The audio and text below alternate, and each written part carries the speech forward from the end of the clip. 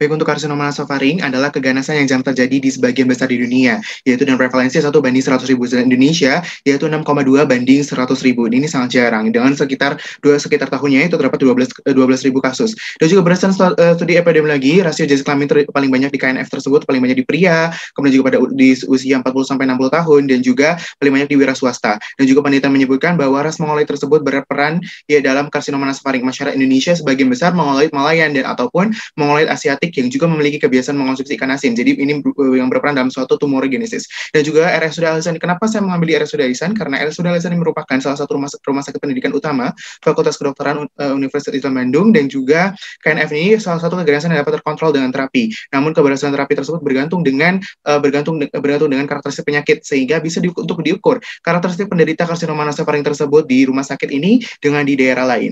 Dan juga untuk metode penelitiannya, penelitian ini menggunakan metode deskriptif reseptif, jangan menggunakan teknik pengambilan sampelnya, yaitu total sampling. Dan juga untuk pengumpulan sampelnya menggunakan data sekunder ataupun rekam medis dari RSUD Al-Ihsan Bandung.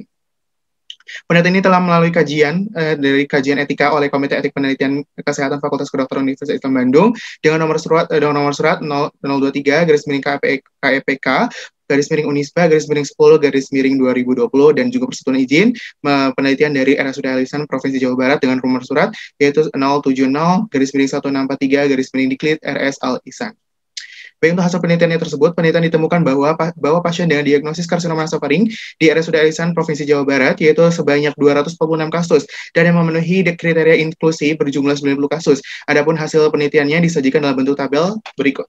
Yang pertama dari stadium penyakit. Nah, untuk yang stadium penyakit didapatkan di sini frekuensi tertinggi berdasarkan stadium, yaitu terdapat stadium 4A sebanyak 40 orang ataupun sebesar 44,4%. Yang juga disusul stadium 1 sebanyak 33 orang ataupun sebesar 36,67%, dan juga yang paling terendah yaitu adalah stadium 4B yang sebanyak 2 orang ataupun sebesar 22,22%.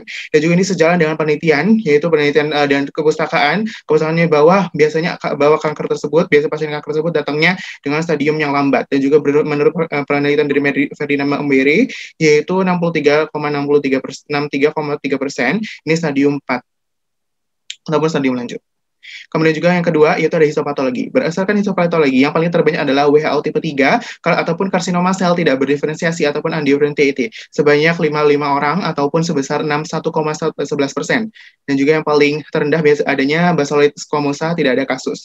Dan juga untuk berdasarkan histopatologinya ini sejalan dengan penelitian lainnya yaitu adanya 95% bahwa KNF ini terdapat adanya WHO tipe 3 karena biasanya sering terjadi di Asia Tenggara, dan karena adanya suatu hubungan dengan virus Epstein-Barr ataupun ekspresi daripada P53. Kemudian juga untuk berdasarkan jenis kelamin yang paling terbanyak ada pada pasien laki-laki yaitu 52 orang atau sebesar 57,78%.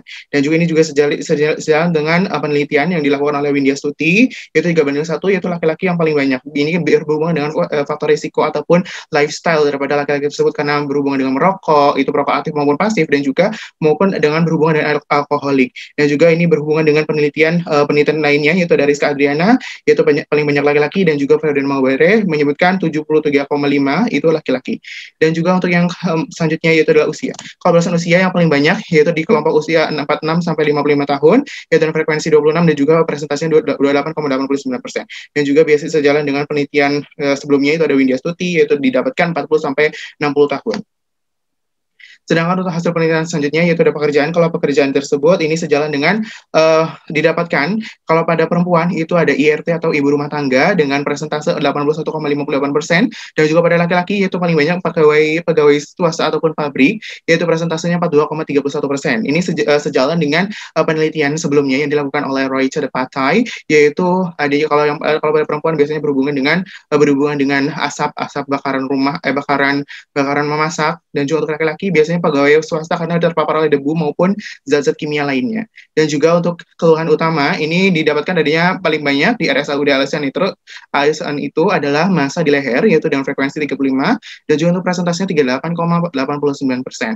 Dan juga ini berhubungan dengan patogenesis juga patofisiologinya biasanya karena datangnya terus dalam stadiumnya lanjut didapatkan sudah ada benjolan karena dari faktor resikonya biasanya dari virus ataupun yang lainnya yang akan menginfeksi daripada epitel tersebut menjadi menjadi lesi yang prakanker, dari yang rendah sampai tinggi maupun sampai membuat benjolan dan juga adanya metastasis ke kelenjar getah bening.